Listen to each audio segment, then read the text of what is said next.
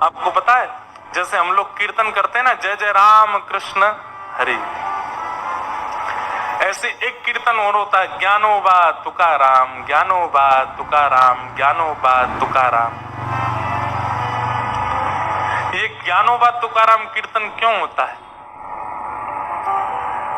एक बार श्री पंडरीनाथ भगवान को शयन करा करके पुजारी जी चले गए, और श्री पुजारी जी जैसे नेत्र बंद करके सोए तो उनको क्या दिखा कि ठाकुर जी को मंदिर में शयन करा के आए, कंबल उड़ा के आए, और पुजारी जी के सोते ही नेत्र में स्वप्न क्या आया, ठाकुर जी ने अपना कंबल हटा दिया और पांव में घुंघरू बांध करके, अपने पैरों में घुंघरू बांध करके और हाथ में करताल लेकर के श्री पंडरीनाथ भगवान नृत्य कर रहे हैं, गा रहे हैं। रुक्मणी जी बैठ करके मृदंग बजा रही हैं, ज्ञानोबा तुकाराम, ज्ञानोबा तुकाराम, ज्ञानोबा तुकाराम। ये दृश्य देख करके पुजारी जी व्याकुल हो गए, बोले मैं ठाकुर जी को सुला के आया, ये कैसा सपना आया कि ठाकुर जी सोए नहीं है। दौड़ करके गए और मंदिर में जाकर के धीमे से भीतर गर्भगृह के अंदर झांक करके देखा तो वहां यही दृश्य दिखा। श्री पंडरीनाथ भगवान हाथ में करताल लिए, मंजीरा लिए, ज्ञानोबा तुकाराम, ज्ञानोबा नृत्य कर रहे थे। रुक्मणी जी मृदंग बजा रही हैं और श्री ठाकुर जी नृत्य कर रहे हैं। पुजारी जी ने तुरंत प्रणाम किया, जय हो पंडरीनाथ। ठाकुर जी तुरंत स्थिर होने लगे, अपने स्थान पर खड़े होने लगे, बिल्कुल स्थिर। बोले अब मत होइए, चोरी पकड़ ली हमने, अब जैसे हो वैसे ही रहो। ठाकुर जी बोले आप क्यों आ गए? बोले क्योंकि हमको स्वप्न में दिख रहा था कि आप सो नहीं रहे हो, आप नाच रहे हो, पूरे दिन आप खड़े रहते हो, लोग बाग आपके दर्शन करते हैं, और रात को भी आप सोते नहीं हो, क्या कीर्तन कर रहे हो आप? और कीर्तन तो ठाकुर के नाम का होता है, ये ज्ञानदेव तुकाराम, ज्ञानोबा तुकाराम, भक्तों के नाम का कीर्तन क्यों कर रहे हो आप, वो भी अर्धरात्रि को? ठाकुर जी बोले मुझे इनकी बहुत याद आती है, इन्होंने मेरे को इतना गाया, मेरा इतना कीर्तन किया कि मैं स्वयं को रोक नहीं पाता इनका कीर्तन करने से, इसलिए करताल लेकर के पूरी रात में अपने भक्तों का कीर्तन करता हूं। पुजारी जी बोले एक बात बताइए, भक्त तो आपके बहुत सारे हुए, लेकिन आप केवल ज्ञानोबा तुकाराम ही क्यों? ये दो मतलब आपके ज्यादा प्रिय हैं। श्री ज्ञानदेव जी महाराज और श्री तुकाराम जी यही आपके अति प्रिय हैं। बाकी के इतने सारे भक्त हुए, श्री नामदेव जी भी हुए, और उत्तर भारत के कई सारे भक्त हुए, अष्ट सखा हुए, ये सब तुलसीदास जी महाराज आदि, इन सब का किसी का नाम नहीं। ज्ञानोबा तुकाराम भक्त हैं कि सबका नाम एक साथ गाना मेरे लिए संभव नहीं, इसलिए हम क्या करते हैं, बोले एक भक्त तो है आदि भक्त और एक भक्त है अंत भक्त। आदि भक्त कौन? श्री ज्ञानदेव जी महाराज। भक्ति काल, भक्ति शतक आया था भारत में, 100 साल केवल भक्ति हुए थे। भक्ति शतक के सबसे पहले भक्त हैं श्री ज्ञानेश्वर माउली, इसलिए ठाकुर जी कहते हैं पहला नाम मैं उनका लेता हूं। और श्री भक्ति शतक के सबसे विश्राम के भक्त हैं श्री तुकाराम जी महाराज। छत्रपति शिवाजी महाराज के समय पर तुकाराम जी महाराज, इसलिए हम इन दोनों का नाम बोलते हैं। इस बीच में जितने भक्त हैं सबको, सबके नाम अपने आप उच्चारित हो जाते हैं, इसलिए ज्ञानोबा तुकाराम। पुजारी जी इतने प्रसन्न हो गए, बोले जय जय, आप विश्राम करो। बोले कल से हम नियम लागू करवा देंगे, जय जय राम कृष्ण हरि तो कीर्तन होगा ही, और साथ में ज्ञानोबा तुकाराम, ज्ञानोबा तुकाराम ये कीर्तन भी होगा। तो जब हम राम कृष्ण हरि गाते हैं तो हम लोगों का मन नृत्य करता है, पर बीच बीच में जब ज्ञानोबा तुकाराम गाते हैं तो श्री पंडरीनाथ भगवान नृत्य करने लगते हैं, आनंदित हो जाते हैं। मेरे भक्तों का नाम संत श्री तुकाराम जी महाराज, अद्भुत महापुरुष हुए। तुकाराम जी की पत्नी अनुकूल नहीं थी, कथा सबको पता है। सब लोग इधर देखिए, ध्यान से सुनिएगा। तुकाराम जी की पत्नी अनुकूल नहीं थी। अनुकूल मतलब मन के मुताबिक, लड़ती थी, झगड़ा करती थी,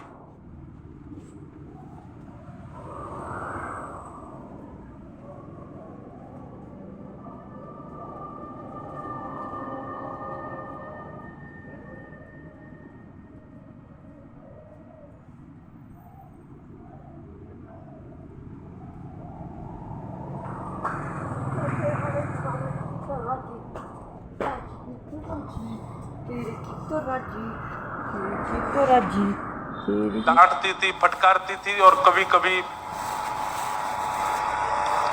ज्यादा गुस्सा आ जाता था तो श्री तुकाराम जी पर कुछ फेंक फांक भी देती थी, मारती थी ऐसा तो नहीं कहेंगे हम। लेकिन वो एक प्रसंग है, गन्ना वाला प्रसंग। श्री तुकाराम जी सारे गन्ने बांटी आए, गांव में एक गन्ना बचा बस। पत्नी ने कहा इतने सारे गन्ने लेके गए थे, कितना रुपया कमा के लाए? बोले रुपया कमाने के लिए तो लेके गए थे, पर बीच रास्ते में बच्चों ने मांग लिया गन्ना दे दो, तो हम तो मुफ्त में ही बांटी आए। एक ही बच्चा है, बालक कम पड़ गए, नहीं तो ये भी चला जाता। पत्नी को गुस्सा आया, गन्ना लेकर के तुकाराम जी की एक पीठ पर दिया, दो हो गए। तुकार हंसने लगे, वाह मेरी पत्नी कितनी बुद्धिमान है। क्यों? मैं सोच रहा था एक ही गन्ना है, घर में खाने वाले दो, कैसे खाएंगे? इसने मार के दो कर दिए, ले एक तू खा एक मैं खाऊंगा। तो उनकी पत्नी अनुकूल नहीं थी, लेकिन वो उसकी हर स्थिति को स्वीकार करते थे। तो एक बार एक गांव का एक बालक गया तुकाराम जी के पास और उसने तुकाराम जी से जाकर के कहा कि महाराज मैं आपसे एक बात पूछना चाहता हूं। बोले क्या? पूरा गांव जानता है, देहू पुणे के पास स्थान है देहू, जहां तुकाराम जी महाराज रहते थे। बोले पूरा देहू जानता है, सब गांव के लोग जानते हैं कि आपकी पत्नी बिल्कुल अनुकूल नहीं है आपके, उसका व्यवहार। अच्छा एक और बात है, श्री तुकाराम जी महाराज का ऐसा मैंने सुना भक्त चरित्र में कि उनका पहले ब्याह हुआ था, एक बेटा भी था, पर अकाल की वजह से पत्नी और बेटा दोनों की मृत्यु हो गई। और उसके बाद तुकाराम जी बिल्कुल सन्यासी महात्मा हो गए, लेकिन फिर किसी कारण से उनका फिर ब्याह किया गया। तो फिर जब पत्नी दूसरी आई, वो बड़ी तेज थी, बहुत शासन करती थी। तो उस बालक ने कहा पूरा गांव जानता है, पूरा देहू जानता है कि आपकी पत्नी बिल्कुल अनुकूल नहीं है, लेकिन फिर भी आप इतने प्रसन्न दिखते हैं। आप जब अपने घर से निकलते हैं तो हजारों लोग आपके दर्शन के लिए खड़े रहते हैं। अरे कहां तक कहें, भारत के सम्राट छत्रपति शिवाजी महाराज, वो आपके यहाँ जगह जगह जब आपका कीर्तन होता है तो पहुंचते हैं और ससम्मान आपका इतना आदर करते हैं, इतना सम्मान करते हैं। सब आपकी इतनी सम्मान करते हैं, पर बात तो सत्य है कि जग सम्मान करता हो, घर का अत्यंत समीप व्यक्ति यदि इतना शासन करता हो, इतना गंदा बोलता हो, मन प्रसन्न कैसे रह सकता है? आप सबसे ज्यादा समय अपनी पत्नी के साथ व्यतीत करते हैं और वो बिल्कुल आपका सम्मान नहीं करती। मैं बस आपसे ये जानना चाहता हूं, इस प्रसन्नता का राज क्या है? आपको चिंता नहीं होती, आपका मन व्याकुल नहीं होता, आपको पीड़ा नहीं होती चित्त में, आप इतने प्रसन्न रह कैसे लेते हो? कृपा करके मुझे अपनी इस प्रसन्नता का राज बताइए। तुकाराम जी महाराज बैठे थे, तो बैठे बैठे तुकाराम जी बोले सुनो, बहुत पते की बात है, ध्यान से सुनिएगा। तुकाराम जी बोले मेरा राज तो बाद में बताऊंगा, लेकिन मुझे तेरा एक राज पता है। बालक घबरा गया, आपको क्या पता चल गया मेरे बारे में?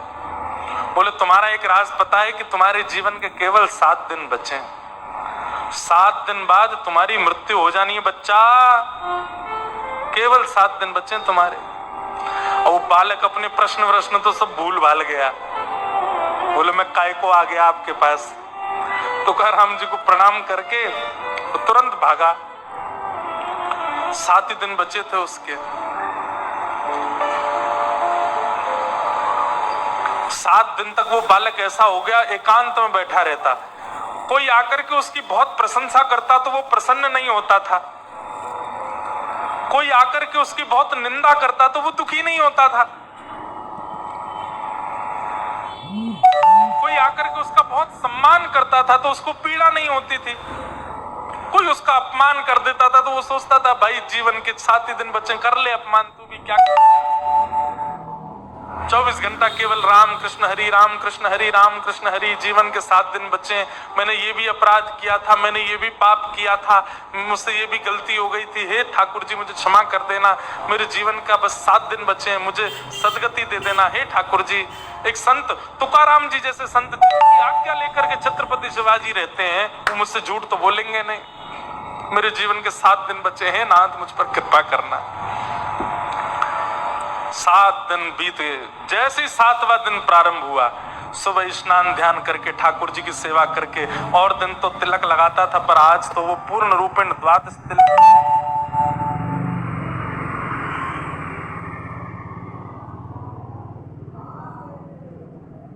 तो वो पूर्ण रूपेण द्वादश तिलक आदि करके और बिल्कुल गया और जाकर के श्री तुकाराम जी महाराज के चरणों में प्रणाम किया। भगवान